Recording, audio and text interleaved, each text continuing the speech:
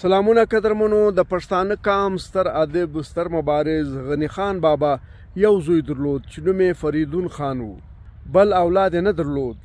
د فریدون خان د کلي له یو بزګر سره تکرار سوی و، خبره سره اوښتې وه. بزګر راولاړ سو، د ده زوی فریدون خان یې په سر کې په بیلچه ووای او شهید یې کوي. بیا جرګه راله، مرکه وسوله. غنی خان بابا ته کښېنستل چې دا بزګر دی، دا ستا مجرم دی، خپل قصاص جنې اخې، خپله بدله جنې اخې، دا دی ستا و مخ ته لاس تړلی ناست دی.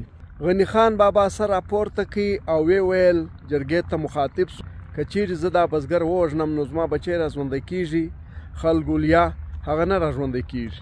نو ده وویل چې زه نه غواړم چې بل انسان داسې په زړه زخمي کړم لکه غنی خان چې زخمي دی. بزګر یې معاف کوي. خدای ورته وویل چې بزګر دې مهرباني وکړي، زما کلی زما علاقه دې پرېږدي چې زه دی نه وینم، نو به ماته د خپل بچي چې کوم ظلم وحشت جبر ورسره سوی و هغه به نه را یادېږي. قدرمنو، زموږ د قام ستر خلک، ستر مبارزین، هغه خلک چې قام ته کار کوي، د قام په ګټه کار کوي، د قام د راتلونکي نسلونو لپاره کار کوي، هېڅ مفاد هېڅ لالچ نه لري، دا خلک نن هم ټارګټ دي.